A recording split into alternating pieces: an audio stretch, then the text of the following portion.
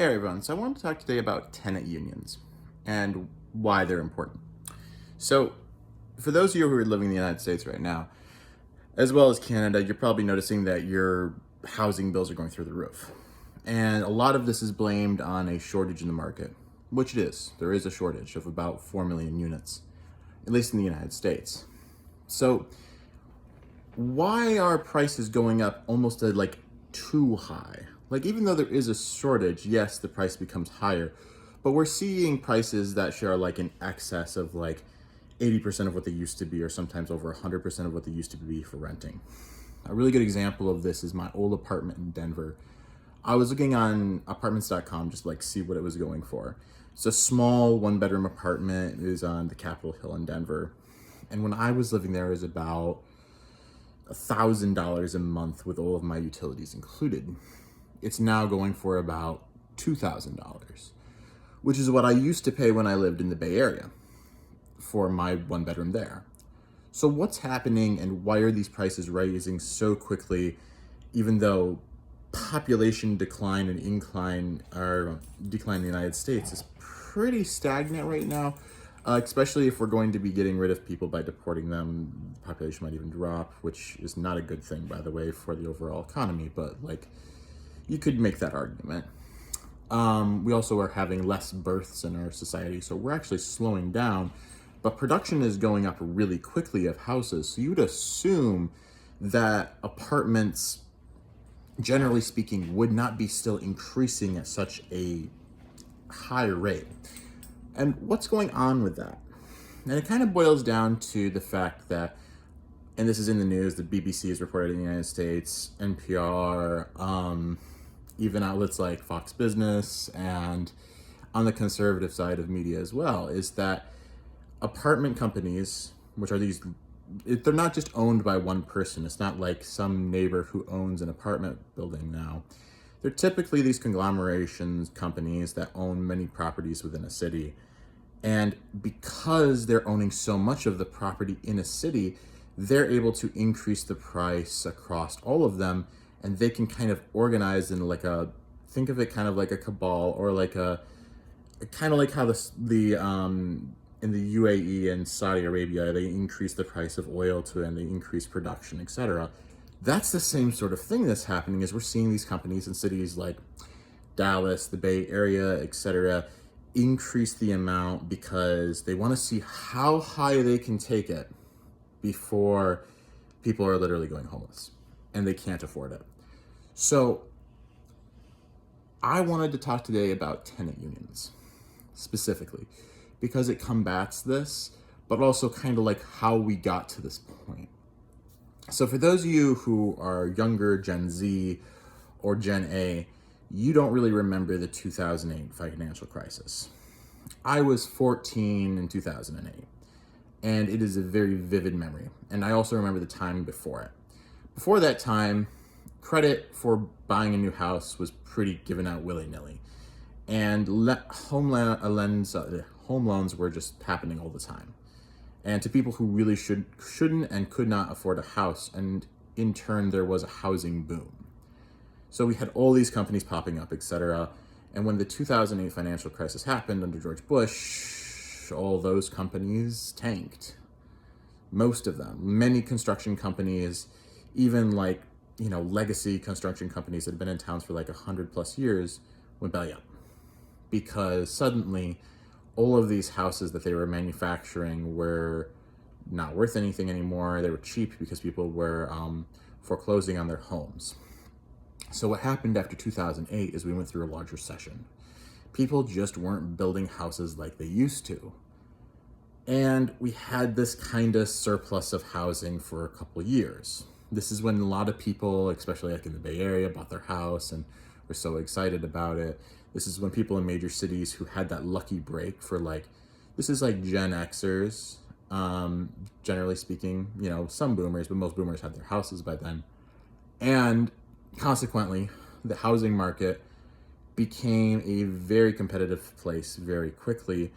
And several companies, namely large investment companies, also saw this as an opportunity. And companies like BlackRock, Berkshire Hathaway, etc., they start buying up properties. And it's around this same time this starts happening. So by the time I'm making this video in 2025, a huge percentage of the properties that are owned in the United States are owned by private companies. Whether it's large conglomerates owning apartments, whether it's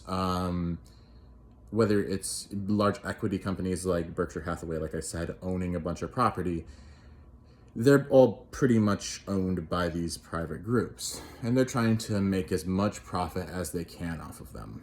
And typically, that's by renting them out. So we see more and more houses becoming rentals, etc. And this gets into what I would call the kind of popularization and the increase in what we call NIMBY laws. Now, for those of you who don't know what a NIMBY law is, it's a not in my backyard law. And very suddenly, around this same time when all these houses are being bought up, you start seeing all of this like information and all of this kind of propaganda going out on why you don't want these apartments being built in your neighborhood sort of thing, or these developments being done over here, is that you suddenly start seeing people putting a lot of interest into these not in my backyard laws, and people get very passionate about them.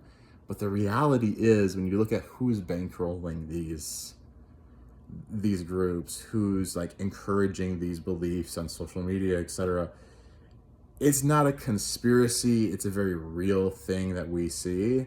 And we start seeing that, people start really getting defensive of it. People start going to their communities and, zoning commissions, etc. And they're really passionate about it, as well as the companies that are there. So we're keeping development out of major cities unless it's very tightly controlled. So I think the best example of this is the Bay Area. San Francisco, Oakland, Richmond, San Jose. Because when you look at it on paper, when you look at the total land available and the number of people that are there, it should not have the issues it does. Let me explain. If you look at a city like Manhattan in New York City, it's about 8 million people in the city, and then the greater area, that's about 23 million people. When you look at the total land of a place like San Francisco Bay, it's way bigger. 2 or 3 this times the size of all of the boroughs combined, all of the population around it. The Bay Area is massive, and there's a ton of land. Now, admittedly, some of that is government-owned land. But the reality is that most of it is privately owned. So they have either the highest or the second highest rent rates in the United States. I lived there for 3 years. I know this. I lived on a little island called Alameda, right between Oakland and San Francisco. So why did it get that way? How did it get to that state of being so expensive for so much land being available? And all of these arguments started being interjected to create these false narratives. It's not structurally secure to build tall buildings because of earthquakes. We live in a tsunami zone.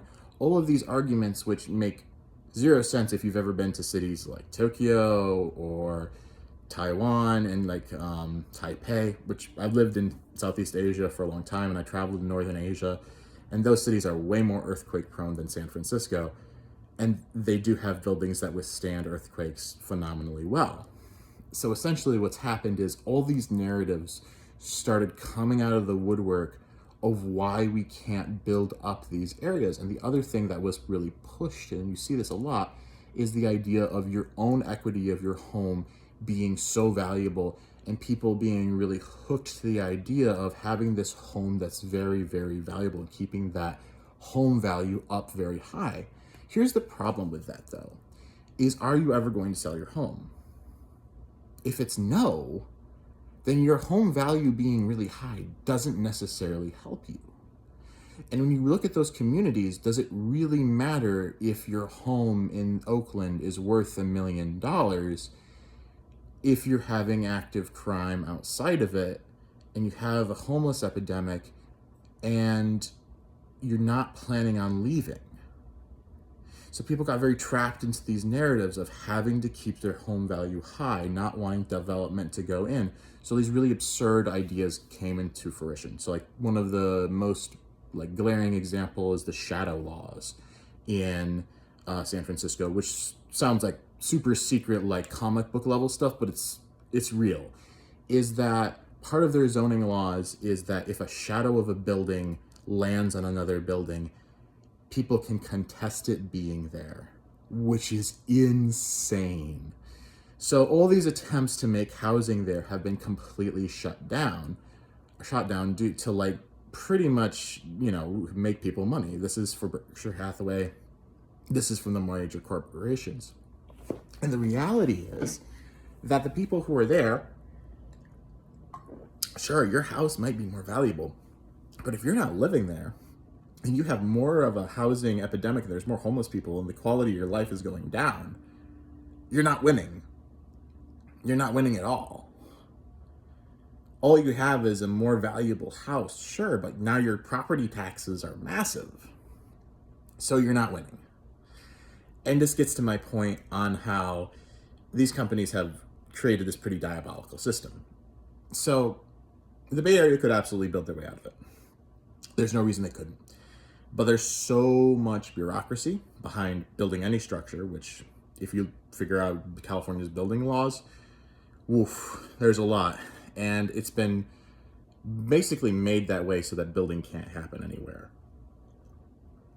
The reality is, the Bay Area could have tons of buildings. It doesn't need to be as expensive as it is. It's a really good example, though, for why it is the way it is. And consequently, the people who live there suffer. So I lived there for 3 years. I left. Lots of people left during the pandemic, and the population is decreasing.